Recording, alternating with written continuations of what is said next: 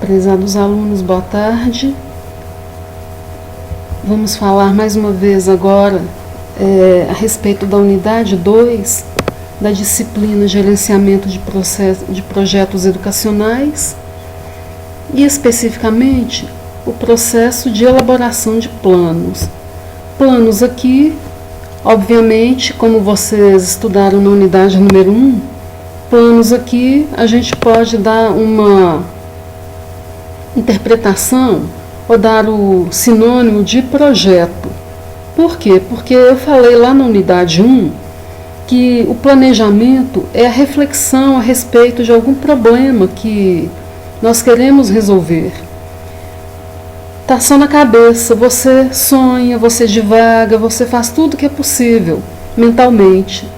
Quando você resolve operacionalizar o planejamento, você já passa para uma segunda etapa chamada plano. Esse plano, ele pode ser escrito no papel, no computador, em qualquer lugar que você quiser, mas desde que esteja escrito. Ele pode ser escrito de diversas formas.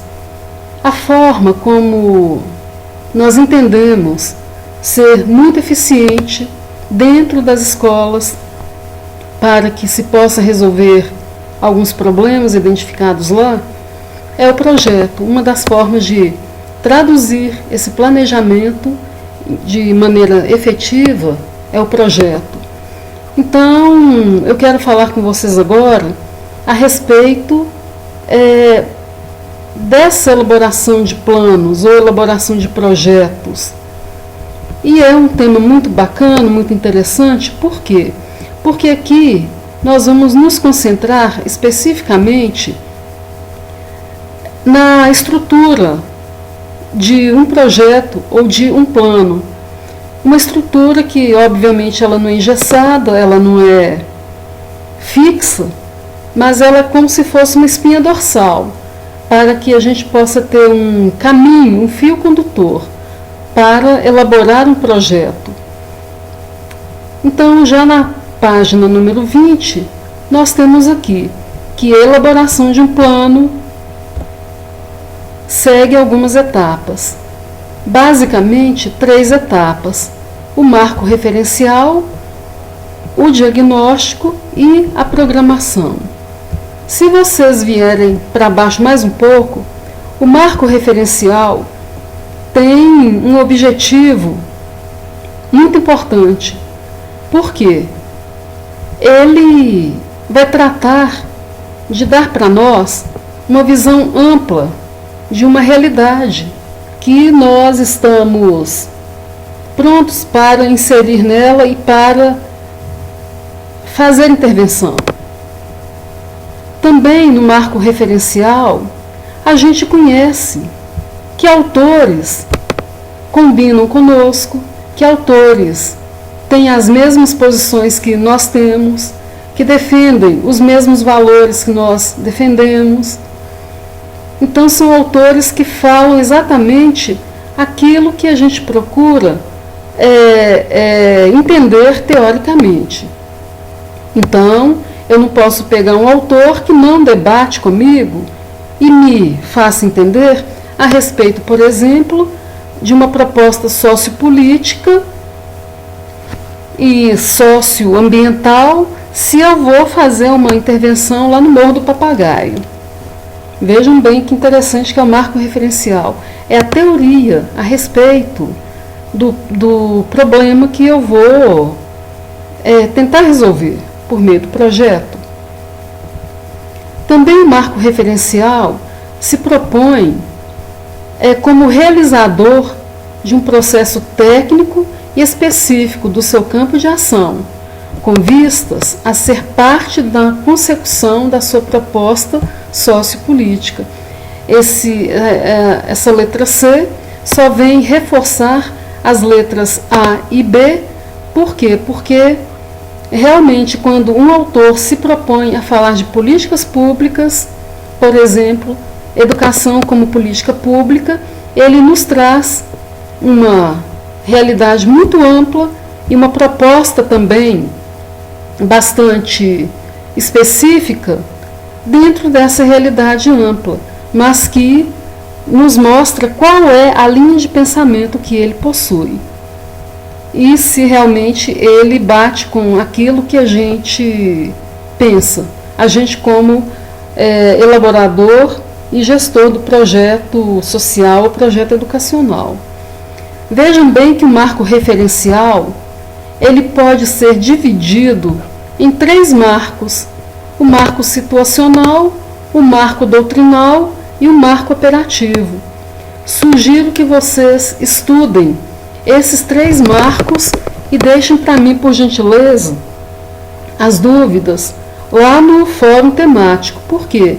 Porque a minha atividade número 1, a minha atividade de avaliação, de aprendizagem número 1, que eu vou disponibilizar para vocês daqui a pouquinho, ela vai precisar usar esses 3 marcos aqui. Então, dentro do marco teórico, ou marco, como as nossas colegas colocam aí, dentro do marco referencial, nós vamos fazer uma subdivisão do marco situacional, o marco doutrinal e o marco operativo. Logo abaixo, nós temos aí a explicação do que é cada um desses marcos e o que eles pretendem responder. No nosso caso aqui, o marco situacional, como primeira divisão do marco referencial, o marco situacional quer responder: a que realidade global estamos inseridos? Está vendo? É uma pergunta importante e que, se a gente não souber responder, a gente não consegue fazer um projeto. Continuando, temos a subdivisão do marco doutrinal. Quero que vocês estudem também esse marco, e ele se propõe a analisar e discutir os objetivos que devem ser alcançados. Vejam que aqui também é uma reflexão teórica, né? E a gente vai ter que buscar autores, evidentemente, que nos dão respostas às perguntas que queremos. E os autores vão nos mostrar, dentro da filosofia, a forma que nós vemos o mundo, a filosofia educacional, que defende a atuação dos pedagogos, como eles podem atuar para resolver esses desafios, entre outros questionamentos. Outra subdivisão do marco operativo, do marco referencial, é o marco operativo. Aqui sim, aqui nós vamos colocar como o nosso projeto ou o nosso plano será operacionalizado. Por isso é que ele se chama marco operativo.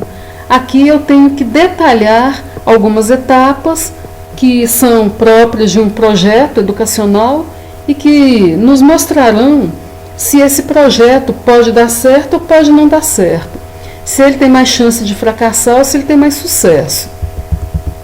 A primeira, ou a questão que esse marco operativo quer responder, a questão principal é: como deve ser a ação da equipe para buscar o que se pretende alcançar? Essa é a questão. A ação. Antes eu estava na reflexão, eu estava na filosofia, eu estava no marco doutrinal, eu estava no marco situacional. Agora eu já passo para o marco operativo, que de fato vai mostrar como eu vou agir, intervir para resolver o problema que eu preciso resolver. Continuando, estudem com muito carinho as páginas seguintes. A próxima etapa é a etapa do diagnóstico, a questão do diagnóstico aqui como uma segunda etapa da elaboração de planos ou projetos.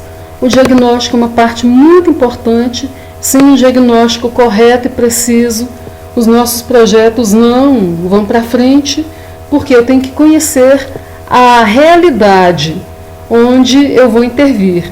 Eu tenho que conhecer quem são os atores que compõem aquele cenário onde eu vou fazer a minha intervenção por meio do projeto.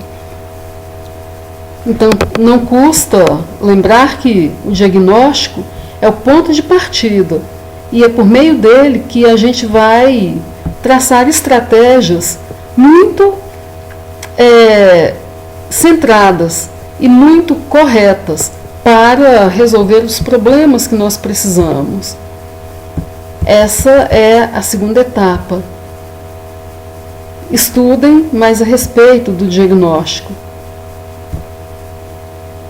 Agora, a gente vai falar do plano de ação. O plano de ação nada mais é do que o referencial operativo. Esse referencial operativo, ou plano de ação, é uma proposta de ação que busca sanar as necessidades encontradas por meio do diagnóstico e que já foram debatidas lá em cima, analisadas lá em cima, quando eu fiz o meu marco referencial. Os autores me falaram a respeito desse problema, os autores me falaram também dentro do marco, ai meu Deus, volta lá, doutrinal, desculpa, dentro do marco doutrinal, no que é que a gente acredita, a nossa visão de mundo para fazer intervenção em uma realidade. Olha que interessante. Se você é rico e vai intervir numa comunidade ou num aglomerado, os seus pressupostos de cara, já posso afirmar, são bem diferentes. E eu brinco com alguns alunos meus e que me debatem a respeito disso. Eu digo assim, uma coisa é você fazer um projeto de combate à fome passando fome. Outra coisa é você elaborar um projeto de combate à fome só olhando a fome de longe. Uma coisa é você fazer um projeto, elaborar um projeto de erradicação do analfabetismo, sendo um analfabeto ou já tendo sido. Outra coisa é você ficar lá no seu gabinete e olhar aquelas pessoas que não sabem nem ler nem escrever de fora desse fenômeno. Então, quando a gente está em lados opostos ou nunca vivenciou uma situação que a gente precisa falar a respeito dela ou escrever um projeto a respeito dessa situação, é muito importante que a gente consiga ficar o mais perto possível para que as nossas ações elas não sejam desconectadas desconectadas daquilo que a gente vai estudar e daquelas ações que a gente vai propor para resolver o problema. Então vejam bem que são etapas comuns dentro dos projetos.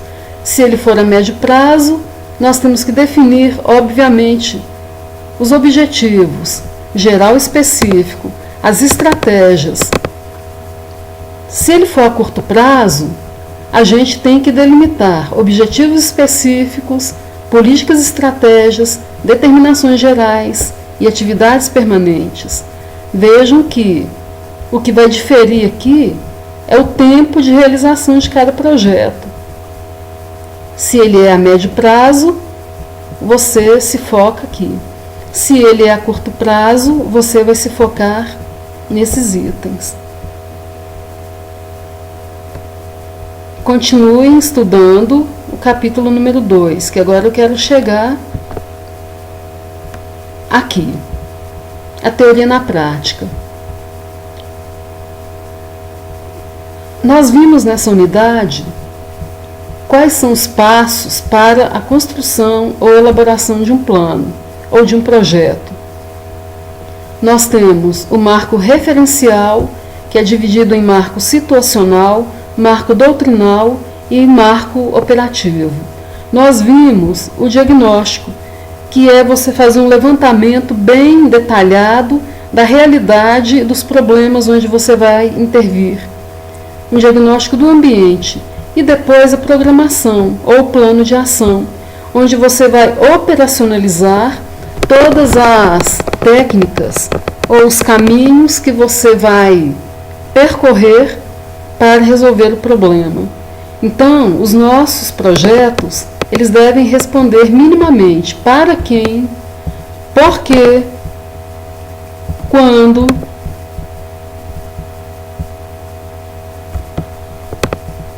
onde, como, quanto,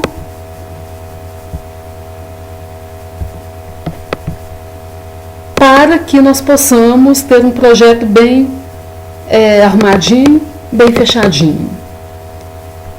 Prestem atenção nesses itens que eu sinalizei aqui para vocês, com relação a para quem, por quê, quando, onde e como e quanto. Recapitulando, o marco referencial é subdividido em situacional, em doutrinal e operativo. O diagnóstico, que é a outra etapa de um projeto, ele vai me mostrar em que realidade eu vou atuar. E depois, o plano de ações ou planejamento em si é a operacionalização do nosso plano ou do nosso projeto. Nesse plano, nós vamos planejar ações, já conhecendo a realidade que nós vamos atuar nela por meio do diagnóstico feito anteriormente. Tá ok? Então pensem nesse capítulo número 2, porque eu vou mostrar para vocês agora,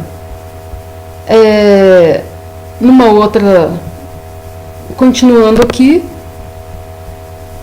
a nossa atividade número 1, atividade de aprendizagem número 1, e ela terá como foco a unidade de estudo número 2, que foi essa que eu expliquei para vocês agora. Então vamos ao detalhamento da atividade. Você e seu grupo deverão, numa visita a uma escola de educação infantil ou ensino fundamental, entrevistar a coordenação ou a supervisão pedagógica, um dos dois. Para essa visita, vocês devem fazer um roteiro de entrevista e um roteiro de observação, para que eles sejam o norte do que vocês vão perguntar e do que vocês vão observar lá na escola. Segundo passo, fazer a identificação adequada e detalhada da escola objeto de estudo. Vejam aí que eu preciso do nome da escola, o nome do entrevistado, para que eu consiga fazer uma correta avaliação posteriormente dessa atividade. Preciso também que vocês me digam que dia e que hora que essa visita ocorreu. Vocês já viram que essa atividade é uma pesquisa de campo. Vocês podem usar como estratégia um membro do grupo, um ou dois membros do grupo podem observar, enquanto os outros anotam a entrevista que está sendo feita. O outro aluno, o outro integrante vai perguntando, um vai anotando, os outros vão observando e cada um vai fazendo uma tarefa diferente para que essa pesquisa de campo ocorra bacana. Se houver permissão, podem tirar fotos e anexar ao trabalho. A foto, ela deve ser de acordo com aquilo que vocês estão trabalhando dentro dessa atividade, tá ok? O mais próximo possível. Então, por exemplo, eu pedi aqui que vocês façam uma descrição detalhada, uma identificação adequada e detalhada da escola. Então, vocês podem tirar fotos e coloquem na descrição da escola e detalhamento da escola, a fachada da escola, as salas da escola, uma foto da coordenadora. Vejam bem que vocês podem fazer tudo com muita criatividade. Coloquem no trabalho. Também exijo que os roteiros de entrevista e observação constem como apêndices no final desse trabalho de vocês. Depois que vocês fizeram o diagnóstico, vocês devem identificar um problema que precisa ser solucionado na escola. Estejam certos de que o problema identificado está relacionado às fragilidades que essa escola apresenta ou às ameaças às quais ela está submetida. Uma ameaça, por exemplo, é a falta de professor. Tem muito professor que adoece, tem muito professor que tira licença, tem muito professor que tira licença para acompanhar marido, tem professor que se ausenta da escola para descansar, tem alguns professores que se ausentam da escola porque estão em outra escola. Então, isso é uma ameaça ao processo de ensino-aprendizagem, visto que a criança daquela escola fica com os vínculos quebrados com esse professor que se ausenta frequentemente. Esse é só um dos problemas ou ameaças que nós estamos levantando aqui. Bom, se eu disse que eu precisava do diagnóstico, com base nesse diagnóstico, vocês terão que elaborar um plano, um projeto para o problema identificado anteriormente. Sugiro que vocês vão aqui nas páginas 20 a 29 do nosso material de referência, para entender bem as etapas dessa elaboração do projeto. No final do trabalho, vocês deverão fazer uma pesquisa na internet. Aqui, ó, façam uma pesquisa na internet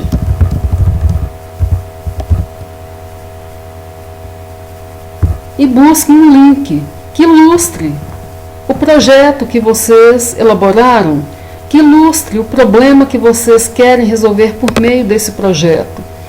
Não quero que vocês tragam o arquivo para a plataforma, porque o arquivo fica muito pesado. Então ponham, por gentileza, o link no final do projeto, no final do trabalho, que eu acesso esse link e vejo se ele está em consonância, se ele está coerente com o que vocês fizeram lá na escola. O relatório final deverá ser apresentado nas normas da BNT. Vocês têm o manual da Newton, então vocês devem consultar esse material, esse manual. Então o trabalho tem que ter capa, folha de rosto, sumário, numeração correta, o tamanho da fonte correto, o espacejamento, tudo isso será considerado na hora da avaliação. O grupo deverá ter no mínimo 3 e no máximo 5 participantes. Alguns grupos já estão mais acostumados com mais pessoas, no entanto, eu gostaria que vocês ficassem nesse número aqui. Por quê? Para que todos tenham chance de participar. Esse assunto dessa aula é um assunto bem difícil de ser entendido numa primeira vez, mas depois que você se habitua com a nomenclatura, com os termos, com a linguagem, fica um assunto bem bacana. Quando o número de participantes de um grupo é muito grande, essa dificuldade de entendimento fica potencializada. Por isso que eu estou pedindo que vocês fiquem aí com um número entre 3 e 5 no grupo. Quando a atividade estiver prontinha, apenas um integrante do grupo deverá postar o trabalho na plataforma, com o nome de todos que participaram. Não esqueçam nenhum, tá, gente? Porque se não tiver o nome lá, eu não vou dar nota, eu não vou corrigir. e alguém pode ficar sem nota por conta disso. Então estejam bem atentos a todos que efetivamente participaram do trabalho. Observação importante aqui: torna-se necessário o estudo da unidade 1 para o entendimento da unidade 2, sendo a unidade 2 a referência para a atividade de aprendizagem número 1. Data limite de postagem, dia 31 de março, e o valor de 15 pontos. Fiquem atentos, porque eu vou postar essa atividade daqui a pouco para vocês. Ela terá abertura no dia 24 de fevereiro e termina no dia 31. Chegou no dia 31, o portal fecha e não tem como abrir mais, tá ok? Muito obrigado. Qualquer dúvida, por gentileza, vão lá no fórum temático, tá ok? Meu abraço, tchau.